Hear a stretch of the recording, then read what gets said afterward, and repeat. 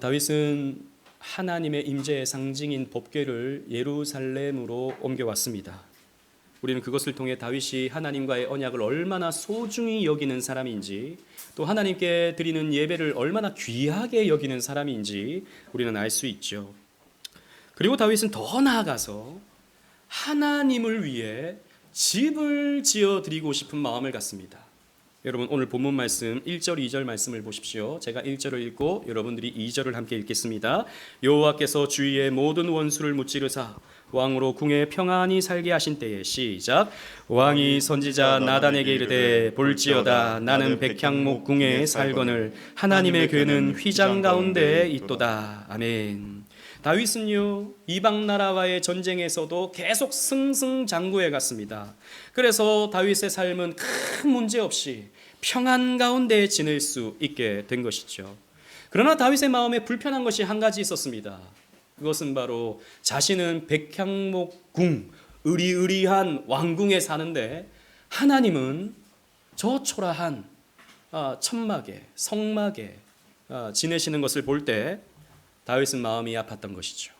그래서 다윗은 하나님께 좀 웅장한 성전, 의리의리한 성전을 한번 지어드리고 싶은 마음을 가진 것입니다. 여러분, 이게 나쁜 마음인가요? 선한 마음입니다. 좋은 마음입니다. 그래서 이전에 하나님은 다윗을 향해서 다윗은 내 마음에 합한 자다라고 말씀했는지 모릅니다. 나단 선지자는 이 다윗의 뜻을 알고는 기뻐했습니다. 하나님이 왕과 함께 하십니다. 왕의 뜻대로 행하십시오. 성전을 세우겠다고 한 그 생각은 너무나도 귀하고 옳은 생각입니다. 왕께서 그 일을 행하십시오. 나단 선지자는 이렇게 권면을 해 주었습니다.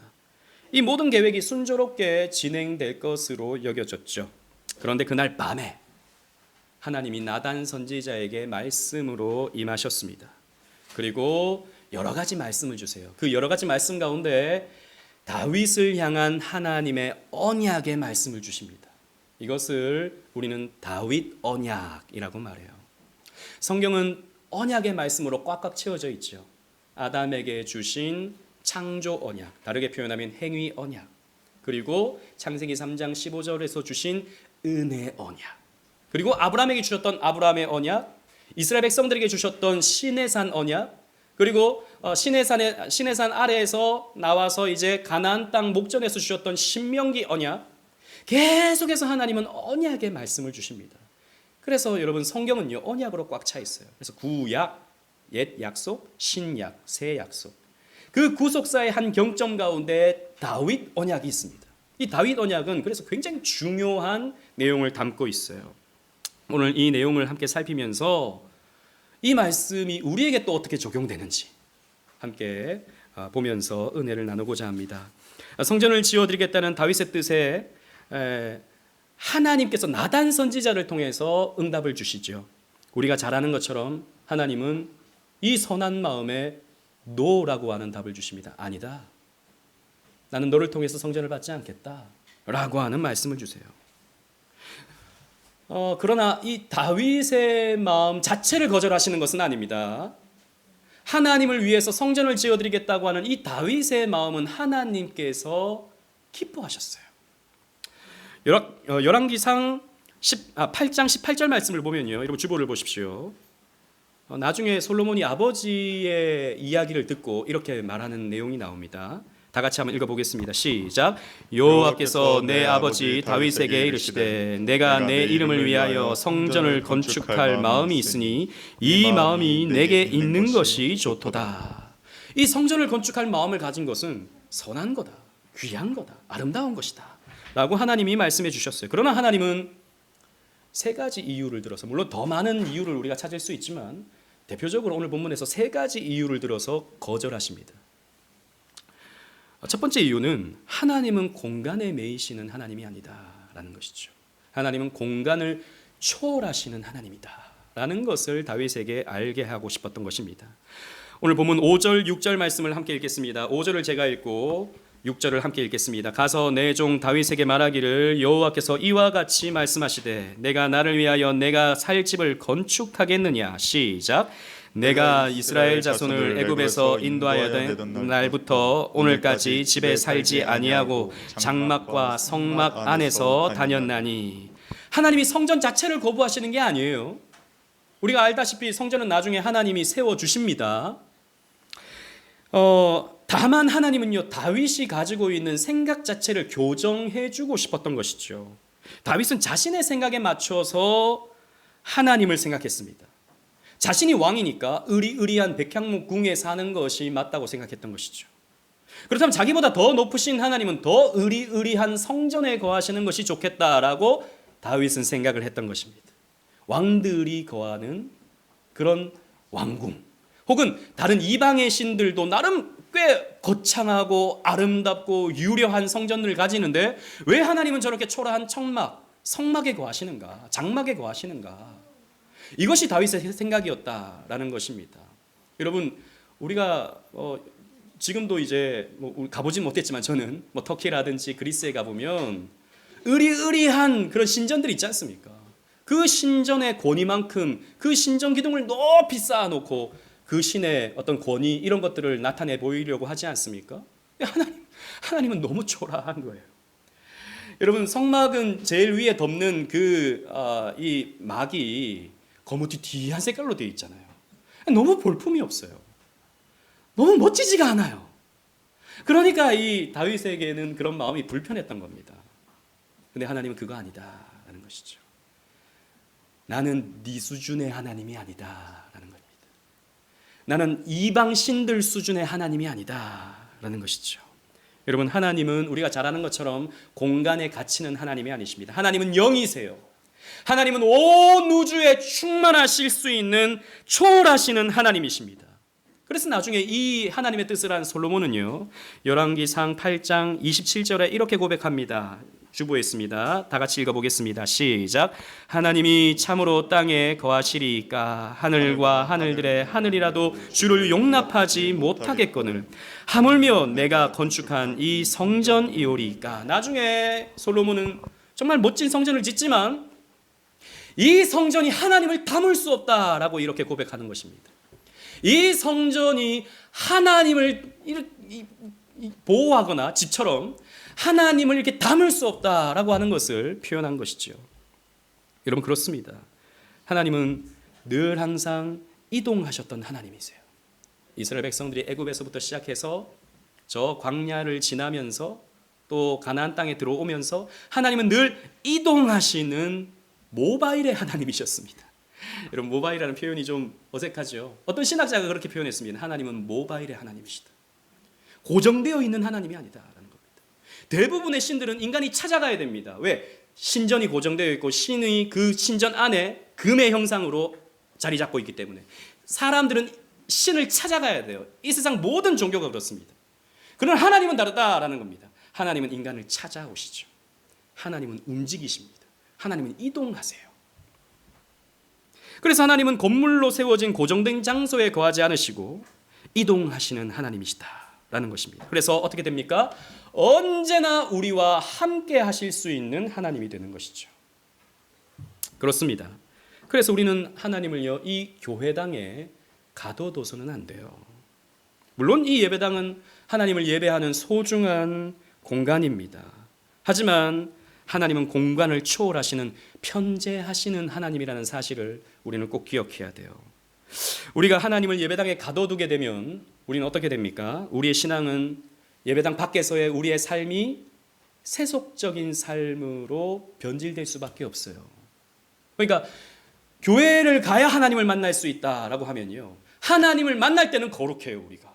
그런데 교회 밖을 나간과 동시에 우리는 세상 사람들과 똑같은 비슷한 그런 삶을 살 수밖에 없는 것이죠. 왜? 하나님과 우리는 떨어져 있으니까. 죄를 지어도 하나님 모르시겠지, 이렇게 은연중에 생각을 하게 되는 겁니다. 하나님 그렇지 않으시다라는 겁니다.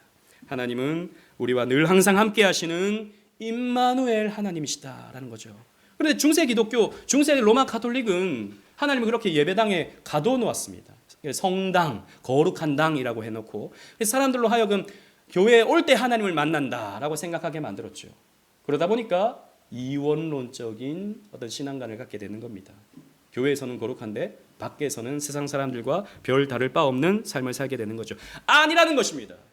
하나님은 이 생각을 교정시켜 주는 겁니다. 아닙니다. 하나님은 우리의 가정에, 우리의 직장 생활 속에서도, 우리가 가는 어느 곳에서든지 우리와 함께 하시고 우리를 지켜보시며 우리에게 힘을 주시고 우리를 위로하시는 하나님이세요.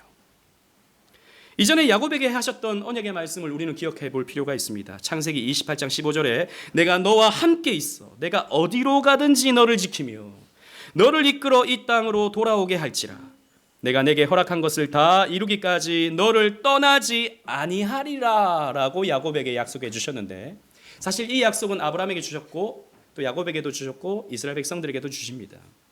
항상 함께 하시는 임마누엘의 하나님의 언약을 우리들에게 주시는 것이죠. 그리고 두 번째는 이 성전은 샬롬의 때에 세워진다라고 하는 것을 하나님이 이미 말씀해 주셨어요. 다윗 시대에는 거절하지만 우리가 잘 아는 것처럼 솔로몬 시대 때는 성전이 건축이 됩니다. 이유가 뭘까요? 다윗에게는 안 받고 솔로몬에게서는 그 성전을 받으시는 이유가 뭡니까? 솔로몬이 도덕적으로 신앙적으로 더 뛰어나기 때문입니까? 그것이 아니라는 것을 우리는 잘 알죠. 우리가 나중에 살펴보겠지만 솔로몬은요 뒤가 구린 사람입니다. 앞은 굉장히 괜찮은데 굉장히 젠틀한 사람인데 뒤를 보면 좀 뭔가 구린 게 있는 사람이에요. 도덕적으로 신앙적으로 솔로몬이 다윗보다 더 낫다 할 수 없는 것입니다. 그러면 왜? 이유가 무엇입니까? 하나님이 약속하신 것이 있다라는 겁니다. 주보를 보십시오. 신명기 12장 10절 11절 말씀입니다. 하나님이 약속의 땅을 모세에게 약속하시면서 그 언젠가 성전이 세워질 것이 이렇게 약속되고 있습니다. 제가 10절을 읽고 11절을 함께 읽겠습니다. 너희가 요단을 건너 너희 하나님 여호와께서 너희에게 기업으로 주시는 땅에 거주하게 될 때, 또는 여호와께서 너희에게 너희 주위의 모든 대적을 이기게 하시고 너희에게 안식을 주사 너희를 평안히 거주하게 하실 때에, 시작. 너희는 너희의 하나님 여호와께서 자기 이름을 두시려고 택하실 그곳으로 내가 명령하는 것을 모두 가지고 갈지니 곧 너희의 번제와 너희의 희생과 너희의 11조와 너희 손의 거제와 너희가 여호와께서 원하시는 모든 아름다운 서원물을 가져가고, 보십시오. 너희에게 안식을 주실 때에, 너희에게 평안을 주셔서 거주하게 하실 때에, 샬롬의 때에, 안식의 때에 택하실 그곳에 하나님께 제사가 드려지게 될 것이다 라고 하나님 말씀하십니다. 한 장소에 고정이 되어져서 번제와 희생과 11조와 거제와 이 모든 제사가 하나님께 드려지게 될 것이다, 성전이 세워지게 될 것이다 라고 하나님이 말씀을 해주셨습니다. 보십시오. 샬롬, 안식, 이것이 되어졌을 때 하나님은 선물로서 하나님의 임재의 상징인 성전을 이스라엘 백성들에게 선물로 주시겠다라고 말씀하시는 것이죠. 그런데 여러분, 다윗 때는 어땠습니까? 전쟁이 있었어요. 그래서 여러분 사무엘하 5장에 보면, 우리 지난주 6장 살폈잖아요. 5장에 보면 다윗의 전쟁 이야기가 나옵니다.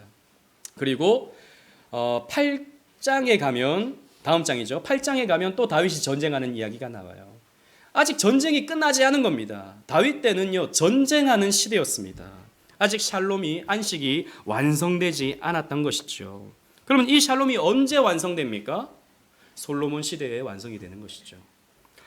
그래서 여러분 솔로몬이란 이름부터가 샬롬, 샬롬에서 온 말입니다. 솔로몬이란 말은 평화로움이라는 뜻을 가지고 있죠. 이 솔로몬은 솔로몬 때에 평안이 찾아오죠.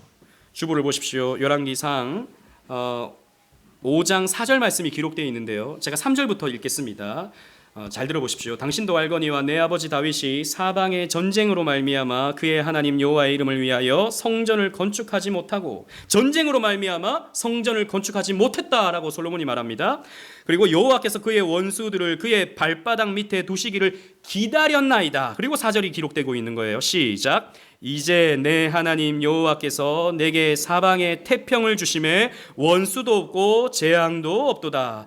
하나님께서 솔로몬에게 태평을 주셨어요. 전쟁이 끝났어요. 안식이 찾아왔습니다. 그래서 하나님이 선물로 무엇을 주십니까? 성전을 주시는 거예요.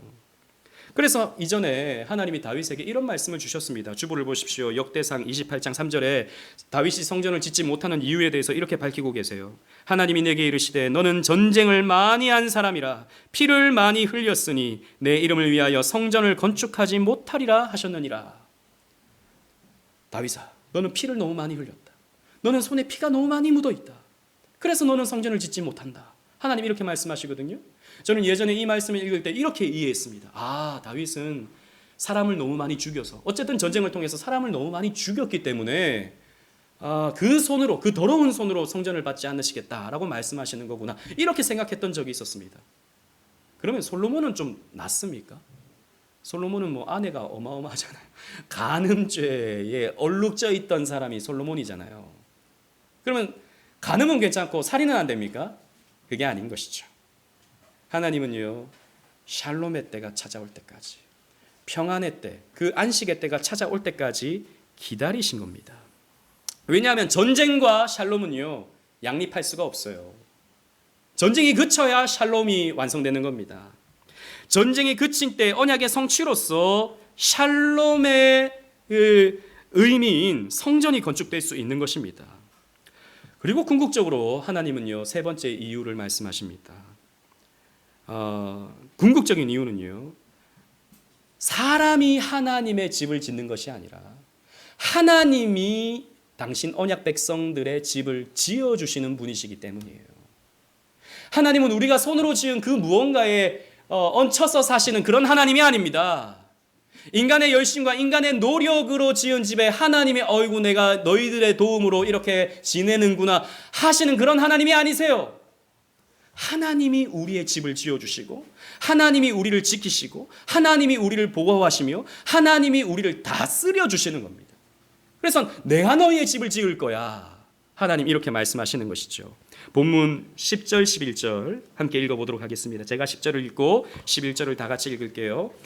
내가 또 내 백성 이스라엘을 위하여 한 곳을 정하여 그를 심고 그를 거주하게 하고 다시 옮기지 못하게 하며 악한 종류로 전과 같이 그들을 해하지 못하게 하여. 11절 시작. 전에 내가 사사에게 명령하여 내 백성 이스라엘을 다스렸던 때와 같지 아니하게 하고 너를 모든 원수에게서 벗어나 편히 쉬게 하리라.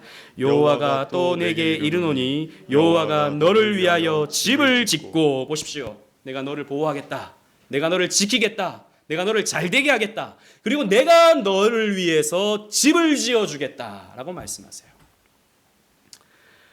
여러분, 그렇습니다.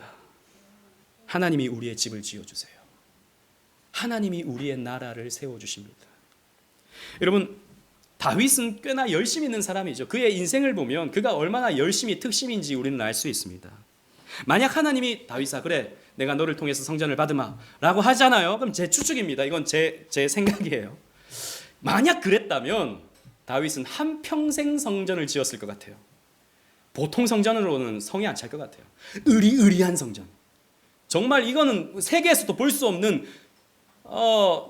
그 규모라든지 화려함이 정말 표현할 수 없을 정도로 크고, 그런 성전, 이런 성전을 다윗이 지었을 것 같습니다. 만약 그랬다면 다윗은 한평생 하나님의 집을 짓기 위해서 그의 모든 인생이 사용됐을 겁니다. 그리고 뭐 다윗뿐만이겠습니까? 혼자 지을 수 없죠. 이스라엘 백성들도 그 성전을 짓느라고 한평생 뭐랄까요, 허리가 휘어졌을 것 같아요. 하나님 그걸 바라지 않는다라는 것입니다. 하나님 그런 걸 원하지 않으세요. 여러분, 우리가 열심히 있는 건 너무 좋습니다. 우리가 신앙적인 열심을 갖고 또 교회를 향한 열심히 특심을 갖는 거 너무 좋아요.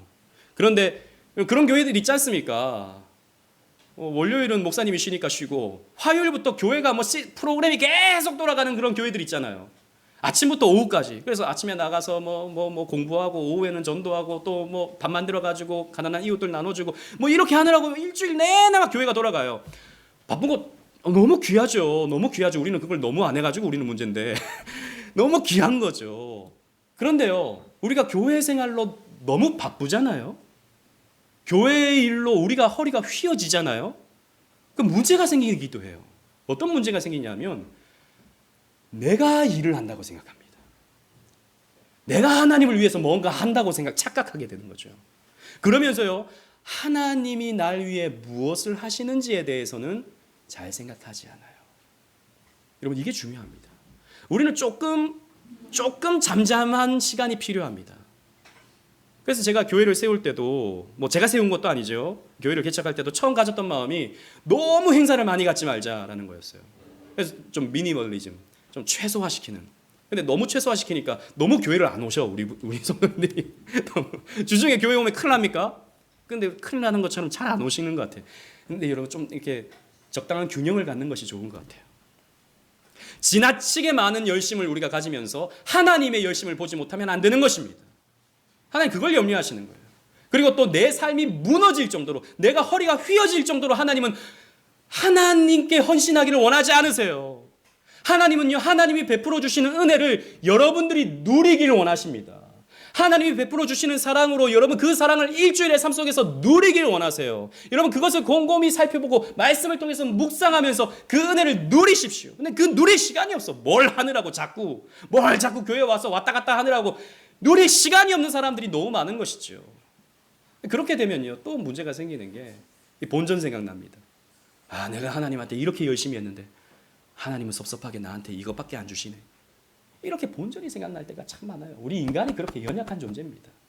그래서 적당한 균형이 필요한 거죠. 그래서 하나님은 다윗에게, 아니야, 다윗 너를 통해서 받지 않을 거야. 나는 네 아들 솔로몬을 통해서 성전을 받을 것이다 라고 말씀해 주는 것이죠.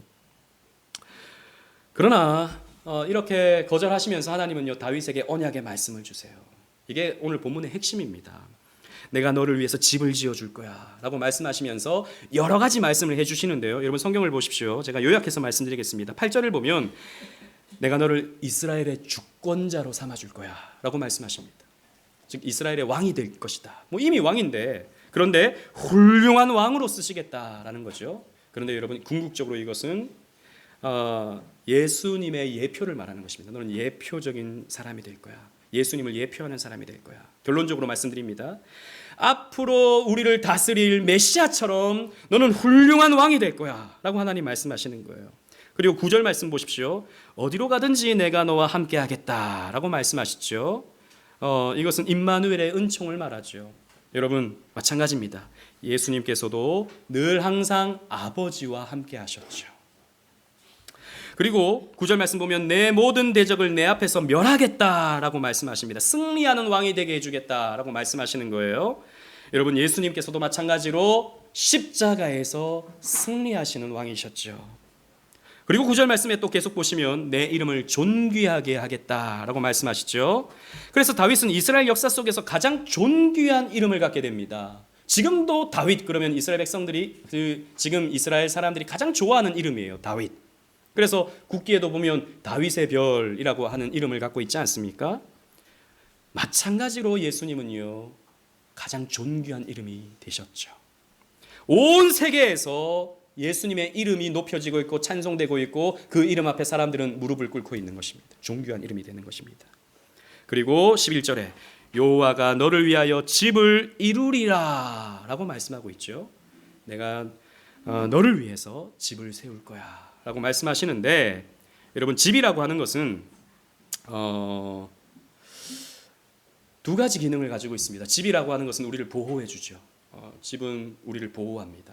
그리고 또 집이라고 하는 것은 우리를 다스려 주죠. 집에서 부모님들이 우리를 다스려 주는 거예요. 똑같은 기능을 하는 게 있습니다. 뭐냐면 나라도 그래요. 나라도 우리를 보호해 줍니다. 국방을 통해서 우리를 보호해 주죠. 그리고 정치를 통해서 우리를 다스리죠. 집과 나라는 그래서 같은 의미를 가지는 겁니다. 그래서 성경에 보면요, 나라를 특히 이스라엘을 여호와의 집이라고 표현하기도 합니다. 그래서 여호와께서 집을 세우지 아니하면 세우는 자의 수고가 헛되다라고 하는 표현을 하고 있거든요. 그래서 집이라고 하는 것이 나라와 연결이 돼요. 그래서 12절 13절 말씀, 오늘 본문 12절 13절 말씀을 보면 이게 다윗 언약의 어떤 궁극적인 부분인데요. 이것을 우리가 이 나라의 개념에서 이 집이라는 개념과 연결시켜서 이해하는 것이 필요합니다. 제가 12절을 읽고 13절을 함께 읽도록 하겠습니다. 내 수완이 차서 내 조상들과 함께 누울 때에 내가 내 몸에서 날 내 씨를 내 뒤에 세워 그의 나라를 견고하게 하리라. 시작. 그는 내 이름을 위하여 집을 건축할 것이요 나는 그의 나라 왕위를 영원히 견고하게 하리라. 보십시오. 내 씨를 통해서, 내 몸에서 날 내 씨를 통해서. 이 씨라는 말은 히브리어로 제라라는 말인데요. 이 말은 후손, 자손, 그리고 씨라고 하는 그런 말로 번역이 됩니다. 내 후손을 통해서 그의 나라를 견고하게 한다. 그리고 그는 내 이름을 위해서 집을 건축한다. 성전을 건축한다라는 말도 되고 나라를 세운다라고 하는 말도 되는 거죠. 그리고 나는 그의 나라의 왕위를 영원히 견고하게 하리라 라고 했습니다. 그 나라가 흔들림 없이 영원할 것이다 라고 말씀하고 있는 것입니다.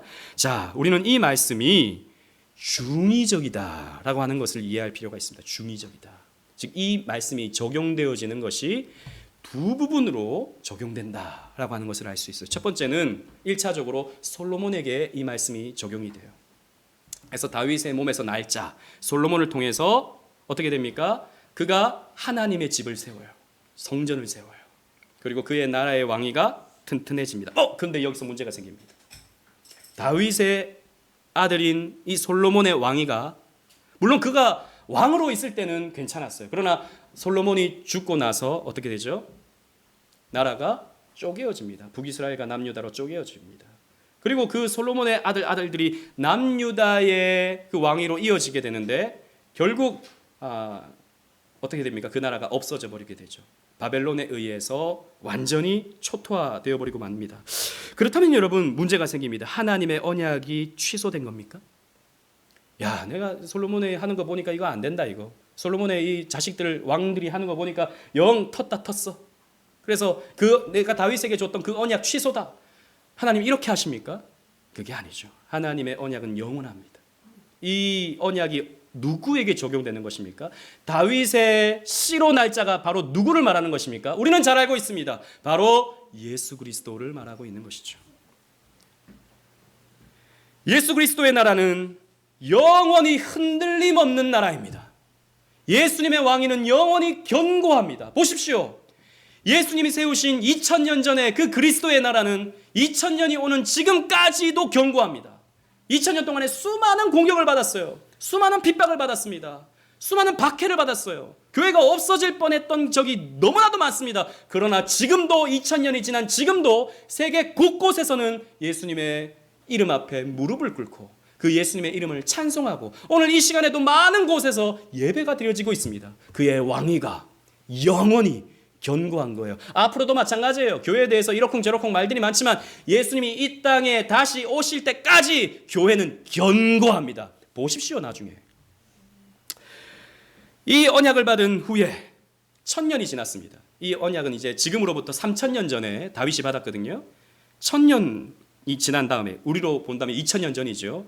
이 예언이 마리아에게 성취가 돼요. 그리고 마리아가 낳는 아들을 통해서 성취가 됩니다. 누가복음 1장 31절 33절 말씀 우리 주보를 보시면서 다 같이 읽어보겠습니다. 보라, 내가 잉태하여 아들을 낳으리니 이름을 예수라 하라. 그가 큰 자가 되고 지극히 높으신 이의 아들이라 일컬어질 것이요 주 하나님께서 그 조상 다윗의 왕위를 그에게 주리니. 다 같이 읽겠습니다. 시작. 영원히 야곱의 집을 왕으로 다스리실 것이며 그 나라가 무궁하리라. 아멘. 다윗의 왕위가 누구에게 이어진다고요? 솔로몬이 아니에요. 다윗의 왕위는 예수님을 통해서 이루어지는 겁니다. 마리아가 낳는 그 아들을 통해서 이루어지는 겁니다. 그리고 영원히 야곱의 집을 왕으로 다스리게 될 것이다. 이스라엘을 왕으로 다스리게 될 것이다 라고 말씀하고 있습니다. 그리스도에게 성취가 된 것이죠. 이 다윗 언약은 그래서 메시아 언약입니다. 메시아가 이렇게 오고 메시아가 너희들 이렇게 다스릴 것이다. 그래서 다윗은 오실 메시아를 믿어 구원받은 사람이에요. 다윗은 율법 지켜서 구원받은 사람 아닙니다. 그 어느 누구도 구약에서 율법 지켜서 구원받은 사람이 없습니다. 오실 메시아, 약속된 메시아를 믿어서 구원받은 사람이죠. 독일의 설교자 크롬마허는 그래서 이렇게 설교했습니다. 오늘 본문을 가지고 잘 들어보십시오. 다윗은 영적으로 솔로몬이 아닌 다른 아들을 바라보았다. 돌들과 나무로 세워진 성전이 아닌 다른 성전을 보았다. 그의 보좌가 위치한 지상 왕국 배후에 있는 다른 왕국을 보았다. 다윗은 자신이 시온산에서 받았던 왕의 홀과 왕관이 단순한 상징들이었음을 깨달았다. 다윗은 왕관을 쓰고 있습니다. 다윗은 왕의 홀을 들고 있어요. 그런데 이것은 하나의 그림자였습니다. 자신은 예표일 뿐이었어요. 자기 뒤에 궁극적인 메시아가 온다, 궁극적으로 기름 부음 받은 자가 온다라고 하는 것을 알고 있었습니다. 그래서 오실 메시아를 믿어서 다윗은 구원받은 사람입니다. 여러분, 이것은 구속사의 진전을 우리에게 보여줘요. 구속사의 흐름에 따라서 계시는요, 이게 구속사 신학의 아주 독특함인데요, 시간이 흘러가면 흘러갈수록 메시아에 대한 계시가 더 분명해지고 확실해집니다. 처음에 창세기 3장 15절에서 아담에게 언약의 말씀을 주시죠. 여자의 후손이 뱀의 머리를 상하게 한다. 이건 아담 안에서 온 인류에게 적용되어지는 언약이었습니다. 그러다가 창세기 22장 18절에 가면 아브라함에게 언약을 주시죠. 그래서 아브라함이라고 하는 한 민족, 아브라함은 한 민족의 조상입니다. 그래서 아브라함 안에는 아브라함의 조상을 두고 있는 사람은 이스라엘뿐만 아니라 에돔 사람들도 마찬가지고 그 이스라엘 주변에 있던 사람들이 다 아브라함의 후손이에요. 또 보면 한 민족을 선택하시죠. 그러다가 창세기 49장 10절에 가면 야곱이라고 하는 그 아브라함의 후손 가운데 한 국가, 이스라엘이라고 하는 나라를 선택하는 것을 볼 수 있습니다. 그러다가 사무엘하 7장에 가면 이제 다윗이라고 하는 이스라엘의 한 가족, 한 가문을 선택하시는 것을 볼 수 있죠. 내가 너의 후사를 통해서 메시아를 보내겠다라고 말씀하고 있는 것입니다. 이것이 조금씩 시간이 흐름에 따라서 계시가 더 분명해지면서 짠 하고 예수님이 나타나시는 거예요. 하나님이 이런 언약의 말씀을 주시자 다윗은 기도합니다. 18절 말씀 우리 다 같이 한번 읽어보도록 하겠습니다. 본문 18절입니다. 시작. 다윗 왕이 여호와 앞에 들어가 앉아서 이르되 주 여호와여 나는 누구이오며 내 집은 무엇이기에 나를 여기까지 이르게 하셨나이까. 다윗은요 여호와 앞에 앉았습니다. 여호와 앞에 앉았다라는 말은 기도에 대한 관용적인 표현이에요. 기도했다 이 말입니다. 다윗은 하나님이 이루실 메시아에 대한 언약의 말씀을 들은 뒤에 분주하게 뭔가 일하지 않고 잠잠히 기도의 자리를 지켰습니다. 여러분, 우리는 이 대목에서 알아야 됩니다. 하나님의 위대한 언약의 말씀은 하나님께서 이루시는데 반드시 거룩한 성도의 기도를 통해서 이루신다라고 하는 것을 우리는 기억해야 됩니다.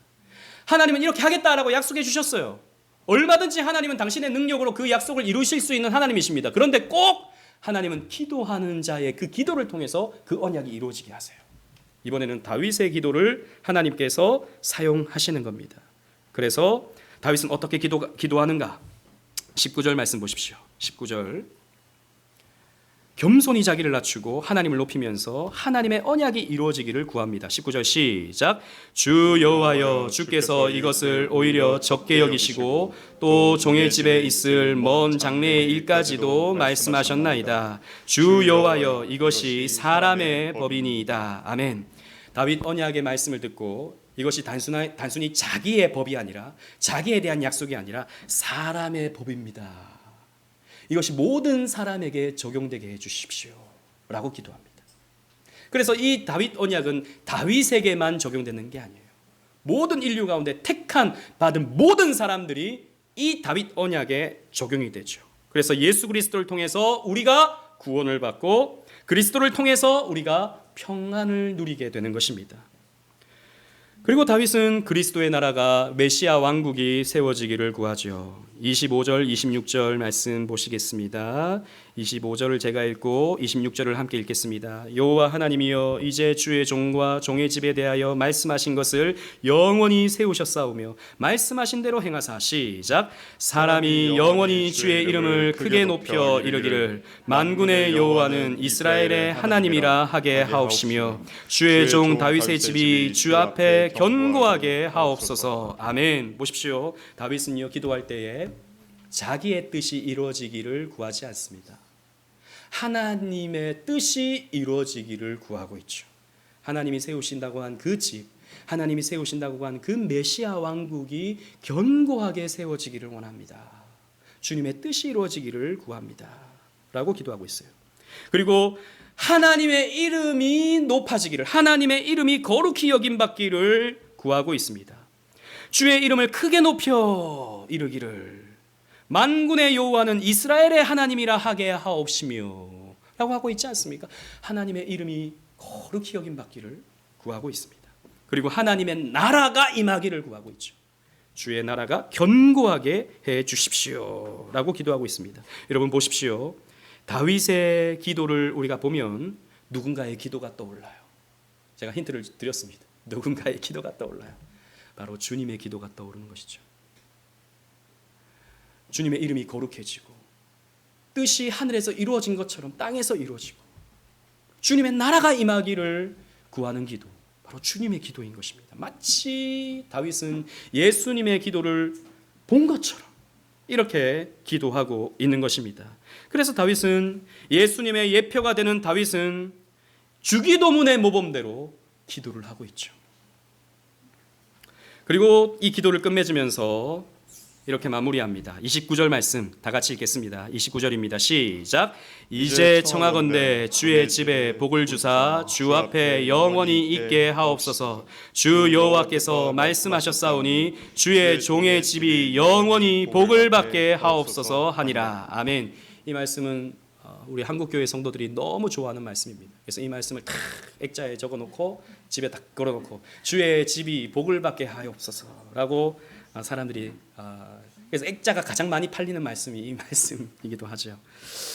그러나 이 복은 그저 부와 명예와 성공을 구하는 그런 기도가 아닙니다. 그런 복이 아니에요. 우리는 이 구절에서 복의 두 가지 의미를 발견할 수 있어요. 이 구절에서 지금 다윗은 무엇을 하고 있습니까? 하나님 앞에 앉았습니다. 하나님 앞에서 엎드렸습니다. 여러분, 바라크라는 말, 이 복이라는 말에 해당하는 히브리 말이 바라크라는 말인데, 바라크라는 말은 엎드리다라는 뜻을 가지고 있어요. 하나님 앞에서 엎드리는 것, 하나님 앞에서 기도하는 것, 그래서 그분과 교제하는 것, 이것이 복입니다. 다른 게 복이 아니에요. 여러분들이 하나님을 받는 것, 하나님이 주시는 것 받는 거 말고요. 그래, 건강, 돈, 명예 이런 거 말고요. 하나님을 기도를 통해서 받는 것, 그 하나님을 나의 하나님으로 받는 것, 그래서 그분 앞에 내가 엎드려지는 것, 이게 복입니다. 근데 우리는 자꾸 썩어 없어질 것을 구해요. 하나님 이것도 필요하고 저것도 필요하고 이것도 필요하고요. 난 이것도 없고 저것도 없고 하나님 나 우리 집에 이것 좀 주세요. 물론 기도해야죠. 구해야 됩니다. 그러나 여러분들은 사실 이미 복을 받은 사람들이에요. 하나님 앞에 있는 사람들이고 하나님 앞에 엎드려 지금 예배하고 있는 사람들입니다. 다윗은 이 복을 누리고 있는 것이죠. 이 복이 우리 집에서 떠나지 않게 해주십시오 라고 기도하고 있는 것이죠. 그리고 또 기도를 보시면 주 여호와께서 말씀하셨사오니 주의 종의 집이 영원히 복을 받게 하옵소서. 지금 다윗은 말씀을 받았습니다. 언약의 말씀을 받았습니다. 그 말씀이 이루어지는 것, 이루어지는 것이 여러분 복입니다. 내 삶 속에 하나님의 말씀이 이루어지는 것. 여호와의 말씀이 무엇입니까? 자기의 씨를 통해서, 자손을 통해서 메시아가 탄생한다라고 하는 것. 여러분, 이건 영광스러운 것이죠. 그런데 더 영광스러운 것은 하나님의 말씀이 나에게서 이렇게 역사되어진다라고 하는 것은 정말 아름다운 복이 아닐 수 없습니다. 여러분, 그런 면에서 본다면 이 역사 속에서 최고의 복된 자가 있습니다. 여러분, 그분이 누구일까요? 바로 예수님입니다. 예수님은 아버지의 말씀을 완벽하게 이루시는 분이었기 때문이에요. 그래서 예수님의 그 행적들을 보면, 그 복음서를 보면 다 한결같이 아버지의 뜻을 이루고자 또 말씀을 응하게 하시려고 라고 하는 말이 계속 이어집니다. 예수님의 행적 하나하나는 다 말씀을 이루는 것이었습니다. 아버지의 뜻을 이루는 것이었습니다. 그런 면에서 예수님은 복된 자였어요. 인간적으로 본다면 복된 자가 아니죠. 가난한 집에 태어나서 목수로서 유년 시절을 지내야 했고, 공생의 기간 동안에도 온갖 수고를 마다하지 않으셨고, 죽는 그 순간까지도 죄인의 모습으로 죽으셨지 않습니까? 비참한 인생을 사셨죠. 하지만 예수님이야말로, 영적으로 보면 예수님이야말로 가장 영광스럽고 아름다운 복된 모습을 보여주셨어요. 그래서 예수 안에 있는 사람은 말씀을 이룹니다. 여러분, 저와 여러분들은 말씀을 이루는 사람이 돼야 돼요. 말씀이, 하나님의 말씀이 여러분들의 삶을 통해서 적용되어지는 체험들을 해야 됩니다. 그래서 여러분, 구하십시오. 찾으십시오. 두드리십시오. 하나님께서 이렇게 주시는구나. 하나님께서 말씀대로 나에게 이렇게 역사하시는구나. 이것을 여러분들이 체험할 수 있는 겁니다. 먼저 그의 나라와 그의 의를 구하십시오. 그리하면 이 모든 것이 우리에게 더해지는 것을 우리는 체험하는 것입니다. 말씀이 내게 이루어지는 거예요. 그게 복입니다. 그게 복이에요. 그래서 어떤 면에서 본다면 예수님의 어머니 마리아는 예수님을 낳은 여인이지만 그 역시 예수님의 사람이에요. 예수 안에 있는 자입니다. 가브리엘 천사가 처녀의 몸으로 아들을 낳을 것이다 라고 하는 계시를 전했을 때 마리아가 뭐라고 말합니까? 누가복음 1장 38절 말씀에 마리아가 이르되 주의 여종이오니 말씀대로 내게 이루어지이다 라고 했습니다. 그 말씀이 내게 이루어지기를 원합니다. 그래서 마리아는 복된 여인이었어요. 예수 안에 있는 여인이었습니다. 성모 마리아가 됐으니까 복되었다. 아닙니다. 여러분, 그거는 가톨릭이 만들어낸 허구일 뿐이죠. 하지만 그 여인은 예수 안에 있는 자였고 그녀 역시 구원받은 자입니다. 말씀을 맺겠습니다. 하나님이 지어주시겠다고 한 성전은 궁극적으로 예수 그리스도를 지칭한 것입니다. 솔로몬이 지은 성전은 하나님이 우리와 함께 한다는 것을 가시적으로 보여주는 표상이었죠. 성전을 보면 이스라엘 백성들은 하나님이 우리와 함께 하시는구나, 이걸 알았다고요. 그런데 성전이 어떻게 됐습니까? 무너졌습니다. 바벨론에 의해서 무너졌고 또 이민족들에 의해서 성전은 무너져 버렸습니다. 그래서 예수님이 어떻게 하십니까? 예수님이 육신을 입고 이 땅 가운데 오셨어요. 그 성전의 의미가 어떻게 됩니까? 예수님으로 갱신됩니다. 헤롯 성전은 성전이 아니에요. 진짜 성전은 무엇입니까? 예수님이었어요. 예수님. 그래서 이 성전을 헐라, 이 성전을 내가 사흘 만에 다시 일으키겠다라고 예수님 말씀하시죠. 그런데 예수님께서 내가 너희와 함께한다라는 것을 성육신으로 보여주셨지만 예수님은 또 승천하셔서 올라가셨습니다. 그래서 이 땅 가운데 또 다른 성전으로 갱신시켜 주셨어요. 물론 예수님도 지금도 성전이십니다. 그러나 또 다른 의미의 성전을 이 땅에 심어주셨어요. 그것이 무엇입니까? 바로 저와 여러분들입니다. 고린도전서 3장 16절 말씀 다 같이 한번 읽어보도록 하겠습니다. 시작. 너희는 너희가 하나님의 성전인 것과 하나님의 성령이 너희 안에 계시는 것을 알지 못하느냐. 아멘. 우리가 하나님을 닮습니다. 하나님이 우리 위에 임재해 주십니다. 우리를 통해서 사람들은 하나님을 봅니다. 그래서 우리가 성전입니다. 그 성전은 우리로 성취되었습니다. 따라서 오늘 하나님께서 주신 다윗의 모든 언약의 내용은 그리스도로 성취되지만 또 교회를 통해서 적용이 됩니다. 여러분, 본문 16절 다시 한번 읽어보겠습니다. 본문 16절 다 같이 읽겠습니다. 시작. 내 집과 내 나라가 내 앞에서 영원히 보존되고 내 왕위가 영원히 견고하리라 하셨다 하라. 보십시오. 주님께서 이 땅에 다시 오실 때까지 이 교회는 영원히 보존됩니다. 이 교회는 왕같은 존귀함과 영광을 얻게 될 것입니다. 여러분, 이 교회당의 건물로서 판단하지 마십시오. 우리 건물은 사실 상가 안에서 우리가 초라하죠. 초라한다, 그렇게 본다면 초라할 수 있죠. 그러나 그렇지 않습니다. 하나님은 하나님을 모시고 하나님 앞에 바르게 예배하는 복받은 자들을 영광스럽게 여기시고 우리를 왕같이 여기십니다. 우리는 영적으로 그렇게 볼 수 있어야 돼요. 그래서 여러분, 이 약속은 우리를 통해서 성취되는 것입니다. 그러므로 여러분, 우리의 메시아, 우리의 그리스도 앞에 나오셔야 됩니다. 그리고 예수님의 이름으로 기도하십시오. 여러분들에게 영광의 나라가 임하게 될 겁니다. 이 은혜를 받아 누리는 저와 여러분들 되시기를 주님 이름으로 축원합니다. 아멘. 우리